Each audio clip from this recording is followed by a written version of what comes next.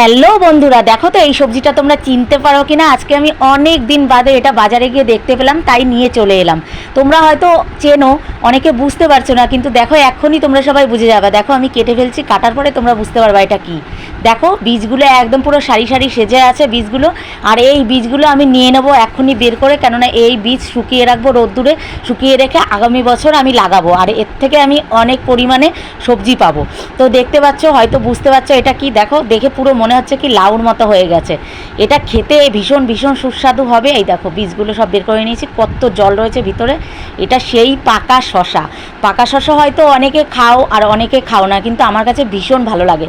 এটা এরকমভাবে কেটে নেব, কেটে নিয়ে এটা যখন সর্ষে ফোড়ন দিয়ে রান্না করব, তখন এইটা দিয়েই এক থালা ভাত খাওয়া হয়ে যাবে। দেখো এইভাবে আমি ছাড়িয়ে নেব। আর দেখো পুরো দেখতে পুরো এটা লাউর মতো লাগছে, তাই না? দেখো খোসাগুলো কত সুন্দরভাবে ছাড়িয়ে নিচ্ছি। এইভাবে সমস্ত খোসাগুলো আমি ছাড়িয়ে নেব। ছাড়িয়ে নেওয়ার পরে আমি এটাকে ছোট ছোট করে কেটে নেব। গরম পড়েছে, তাতে করে শশার তরকারি খেলে পরে শরীরটাও ভালো থাকবে আর জলের ঘাটতিটাও পূরণ হবে। আর এটা আমি অনেক দিন বাদেই বাজারে দেখতে পারলাম। এগুলো অনেক ছোটোবেলায় খেয়েছি, আমার মা যখন রান্না করে দিত তখন ছোটোবেলায় খেতাম। তো হঠাৎ করে যখন দেখতে পেলাম, তাই আর লোভ সামলাতে পারলাম না, নিয়ে চলে এলাম বাড়িতে। তো দেখো এইভাবে ঝিরিঝিরি করে কেটে নেব। কেটে নেওয়ার পরে মাঝখানের বুকটা ফেলে দিয়েছি। দেখো এইভাবে কেটে নিলাম আমি। দেখতে পাচ্ছ পুরো এটাকে কি বলবো, এটা একদম পেঁপের মতো দেখতে লাগছে। একটা কথা বলতে কি জানো তো, আগেকার মানুষের হাতে প্রচণ্ড পরিমাণে সময় ছিল, আর মানুষ এটা ওটা সেটা রান্না করে খেত।